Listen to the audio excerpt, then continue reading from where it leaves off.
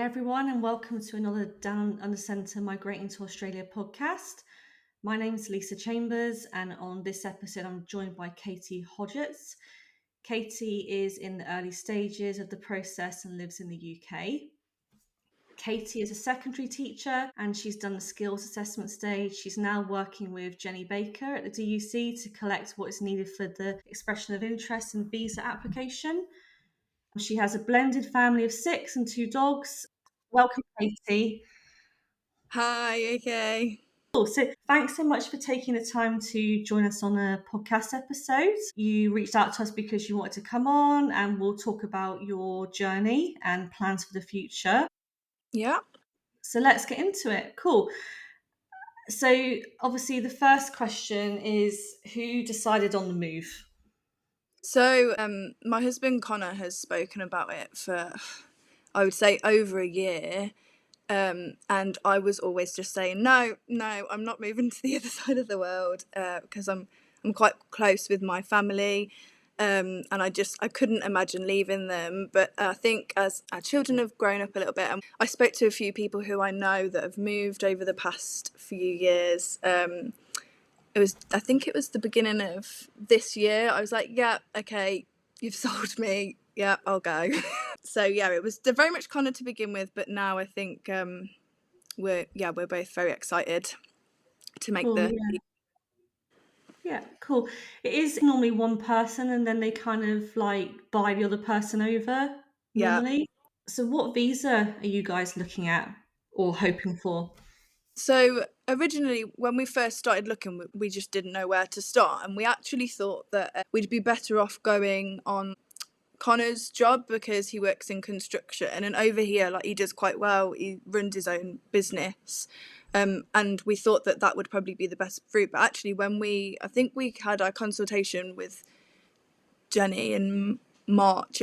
We spoke to her, and she said it would be easier and better for us to go on my qualification because I'm a secondary school teacher, and she suggested the 190, so that's the route that we're going down. So whereabouts are you hoping to live in Australia?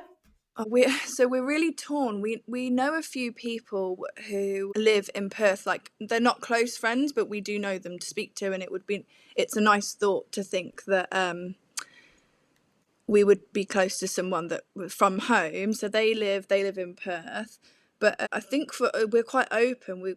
We're still like sort of in the researching stage, so we keep having a look on YouTube and on the internet, like different areas.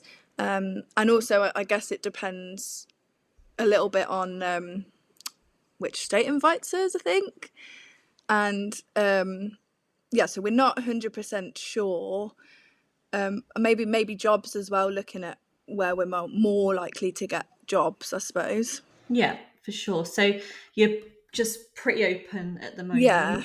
Yeah. No, that's fine. That's fair enough. Keep doing the research and then, then like you say, just see what happens. Yeah. That's a really good way to play it. Have you been to Australia before? No, we've never been before. And I think that's also why we haven't set our hearts on anywhere, because we don't want to say, right, that's exactly where we're going to live. We're going to go over there, and then we get there and actually that's not the area that we do want to live in, if that makes sense. So we're quite open to having a look. Yeah, it does make sense. There's an awful lot of people that haven't been to Australia before that move over, me included. So, it's perfectly normal for that to happen. So take us through the process that you've been through so far.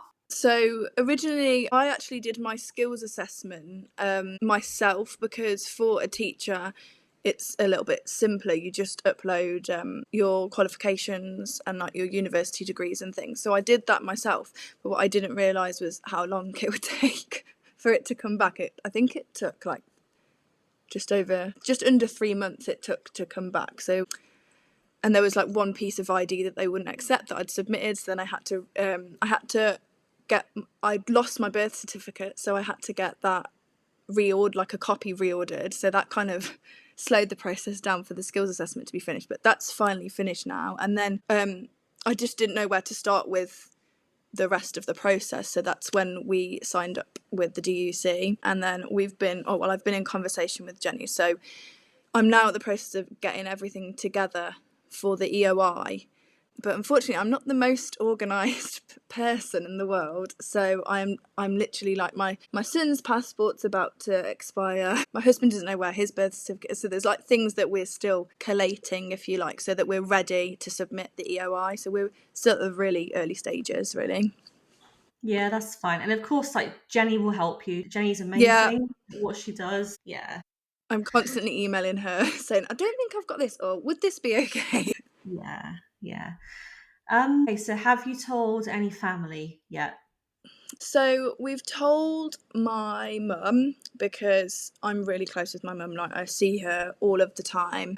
I see her literally once a week at least, and she lives really close by, so we're really close with her. So it was really important that I felt like she was happy for us to go, if that makes sense. But yeah, she was really supportive, and my mum does a lot of travelling anyway. She's a teacher, but in the holidays, like, she went backpacking around Europe last year. She went to Asia and backpacked around there. She enjoys seeing the world, and I think she wants the same for us. So and I know that she would come and visit us as well where she could. So we told her, and we've told our siblings, because I'm from quite a big family. I've got 2 brothers and a sister, so I'm one of 4. And we've told Connor's parents and Connor's sister as well. And we've had mostly like good positive responses, and like yeah, everyone's been really supportive so far.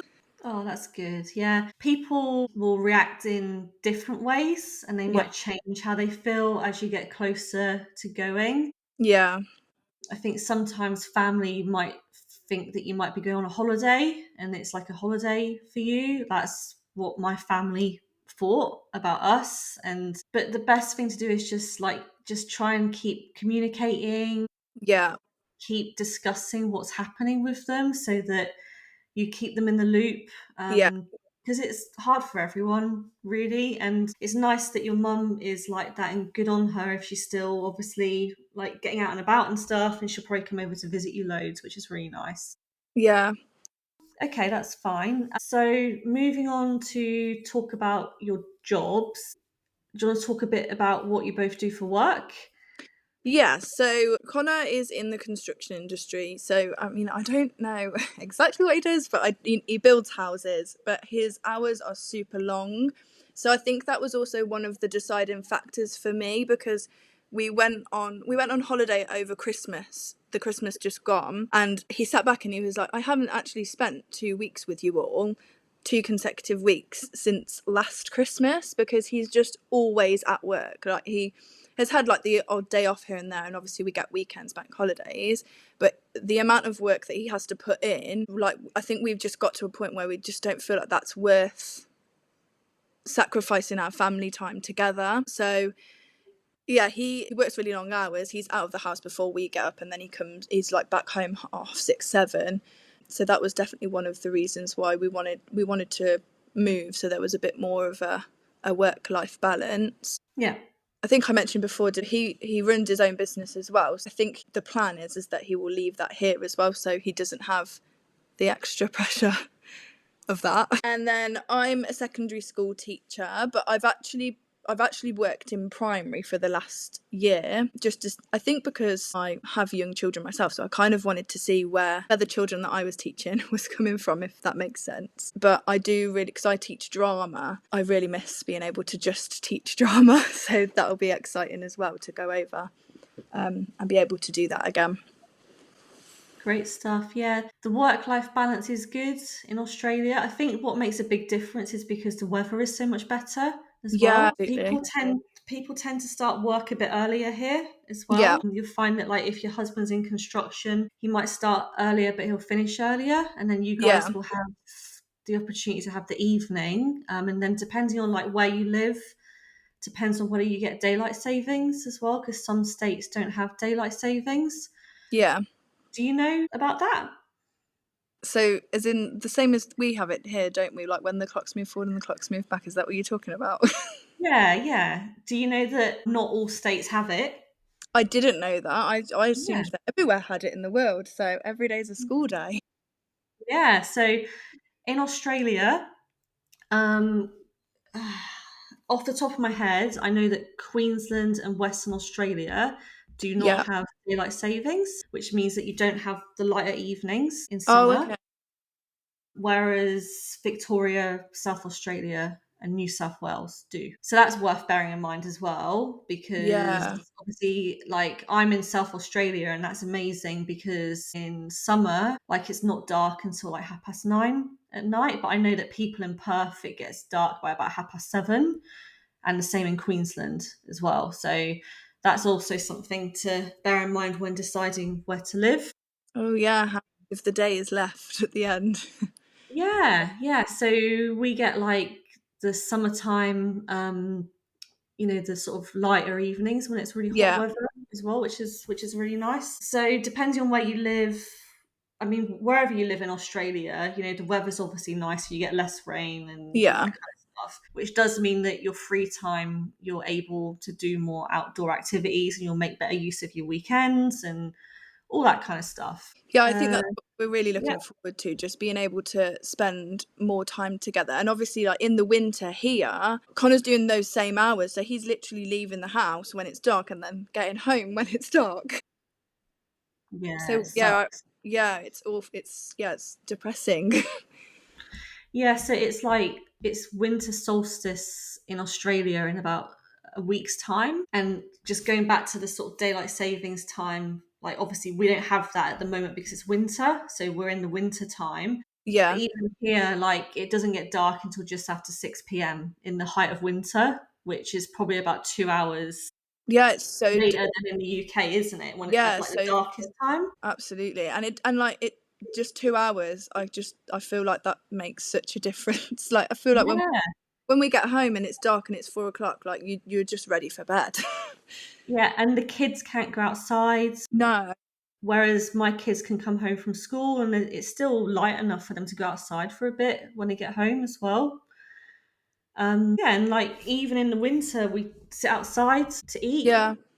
most evenings. We've got some cafe blinds you pull down and might have a patio heater on or something, but it's still possible. It's still Yeah, you can possible. still go out. Yeah, I think that is really what we're looking forward to. And like going back to what you said about like your children being able to go outside, I feel like here it's not, well, people don't perceive it to be safe enough for children to go outside on their own, whereas we really want to encourage that. We don't want our children to be cooped up inside all of the time. So that's definitely something that we're looking forward to.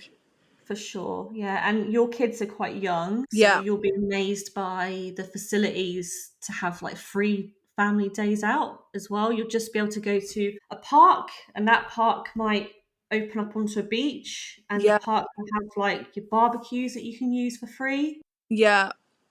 public toilets, free parking. It's amazing. Like, you really don't have to spend very much money with kids here at all. Let them burn off their steam. Yeah, in comparison to obviously in the UK, there's like hardly anything that you can do, and everything that you can do does cost money. It does. It does for sure. Yeah. Yeah. I do remember like when my kids were younger and we lived in England, we had like a garden, but there was definitely a few months of the year where they probably couldn't go outside Yeah, and play because it was just muddy and yeah, horrible. yeah. We have that from the rain, and then in the winter it's just miserable and dark. Yeah, we have that. Our garden's actually awful, like you say, just being really muddy for parts of Yeah. the. Yeah. Okay. That's good. So, what are your plans once you move? So we have actually had a bit of a spanner thrown in because originally we own our house. So we actually put our house on the market because we thought if we can get that out of the way, like we don't mind how long it takes to get there, we can just rent here. Or we talked about my brother lives in the New Forest, maybe going down there and spending a little bit of time with them, but just being free of the house, so we haven't got that stress. However, because we've been in our house, we haven't been in our house very long. It's coming up to 2 years now. We've got a chunk left of our mortgage that if we left our house like now, we'd lose a lot of our money because I don't know what it's called. It's like an early exit fee. Oh, yeah. So our plans have changed slightly because of that. So we're not sure whether to rent our house out, but obviously we will wait until we've got like the EOI submitted and possibly our invites before we start thinking about that. But the initial plan was to like travel a little bit And then when we do first get to Australia, have a bit of time before because I don't think I can actually apply or secure a job until I'm there anyway, because there are like certain things that teachers have to do, I believe. Correct me if I'm wrong, I don't know. Once they're there, like something to do with working with children, something to do with our job role. There's all that kind of stuff. Yeah, it's Yeah, all like quite admin. easy to sort out though. Yeah. So I think we were hoping to have like a bit of time before we started work over there, like not too much time, just to like get ourselves settled a little bit. So yeah, we're not 100% sure what we're going to do with our house as of yet, but I think probably we're going to rent it out to begin with, because that's the better option for us, I think. Yeah, and I guess, all those kind of questions will get answered as you progress through as Yeah. well, with like how long things take and how you feel at the time and Yeah, all absolutely. that kind of stuff. Yeah. And for sure, you guys should try and have a bit of time before you do start work, just to Yeah. settle in and enjoy yourselves as well. Even if it's just one of you, it just makes life so much easier. Yeah, and like just being able to explore a little bit first before being thrown in. I definitely think Yeah. that's something that we want to do. And then obviously we've got our dogs that we need to Oh, sort out. We don't want to start that process yet until we've got a bit more clarity either, because I think you only have like 12, I think it's 12 months yeah. Yeah. that something's valid for, and then you would have to start again. So yeah, we've got that to factor in as well, and we want to make sure that they're settled. Yeah, for sure. Yeah, it's pretty normal for people to move over and maybe one of the parents like not work for a little while and Yeah. settle the family in and Yeah. go and lay on the beach for a few hours whenever they want, kind of thing. Yeah. Like, by the time you've been through that whole process, you kind of need to take a breath a little bit and just appreciate what you've been through as Yeah. well before you get on with the daily grind, which is obviously better than being in England, but it is still, work and paying Yeah. bills at the end of the day. Yeah, exactly. So I think that will be our plan initially, to Yeah, just good. get a Yeah. feel for it. Yeah, for sure. Yeah. And obviously, as you progress through to your visa lodgement stage and stuff, you're going to get your free relocation call with the Yeah. relocation department at the Down Under Centre as well. So you'll actually be able to have a chat with a relocation agent who will be able to help you out with where you're moving to as well. Yeah, I think that's definitely something that we would want to use, because we've got our pets as well, and well, like I said, we haven't been to Australia, so I think it's just peace of mind, isn't it, that somebody's going to be able to help us out, to find somewhere suitable for us to live. Yeah, it's a good community, the Down Under Centre is, and will help you out. What score did you get for your English test? I got full marks, so Ah, nice. yeah. I didn't think that I would. It was so busy in there, and when you're doing the speaking section, I'm sure you've heard this already, everyone is speaking at the same time in the room, and there was 12 people in my room altogether. So I didn't come out feeling very confident, but so I was really, really happy that I got 90 in all areas, so which means that I now get the 20 points. Yeah, well done. Yeah, well, you would expect a teacher to get full marks. I hope so. I know, I met another teacher there, you just get chatting, and she was not nervous at all. She was like, yeah, it'll be fine. And I was like, are you not? I was so nervous. I felt like there was actually more pressure on me because I'm a teacher. Like, if I fail this, what should I even teach anymore? Yeah. Oh, okay, that's cool. So you've been through quite a process so far, and now you're obviously at the stage of working towards the next stage, which is the fun part of submitting everything, and then the waiting game begins. Yeah. Yeah. So, any advice for others at the moment? I think probably one thing would be, when we first made the decision and we like started, it was like full steam ahead. We just wanted to get everything done. And I think only like now recently we've just been like, we've not slowed down, but sort of calmed ourselves down and almost had a reality check, because everything will happen when it happens. Like, there's no rush, and we still need to live our lives here, and not like, because when I was doing that first skills assessment, I kept checking the page to see when they were which ones they were processing, and then I was trying to work out, okay, well, I submitted mine on this date, so it surely will have it by this point. And I was almost like obsessing over it, and I don't think that's a very good idea to obsess over it, because it's such a long process. And like, you can have these, like we've had with our house, a spanner thrown into the works, so we've got to rearrange our plans slightly. And also, I don't know if we made the right choice telling people so early, because now they're like, so when are you going? Yeah, it's a tough one, isn't it? I mean, you get excited and you want to tell people, but then people think that it's a really quick process and they don't understand because they're not going through it. Yeah, and then like I tried to explain to people what the process is, so that they understand a little bit that it's not just we're not going tomorrow. But it's really hard, because if they're not in it, they don't. Yeah, I know. Yeah, that's a really good bit of advice, to just live your life, let the process happen, because you can't stop what happens along the way. You can No, just exactly. deal with the problems as they come up. Yeah. And you obviously also can't predict how long anything's going to take either. So like you said that, the passport's expired, can't find the birth certificate, the Yeah. house, like that, all that stuff comes up, and it's just a start, and the problems will just keep coming Yeah. all the way. Even when you get over here, then you've got to find somewhere to live and find a job and settle the kids into school and Yeah. work out the cost of things and everything, really. So the best thing to do is, I think, like, there's a saying, isn't there, like a watched pot never boils, or something like Yeah. that. Yeah. I really think that that's a really good saying, is because it's true. Like, sometimes you can like keep an eye on things too much and time goes by really slow, or you Yeah. can just enjoy your life and just enjoy the process as Yeah, well. absolutely. And I think, like, with that, I got stressed out about getting, because we're probably not going to take everything from our house.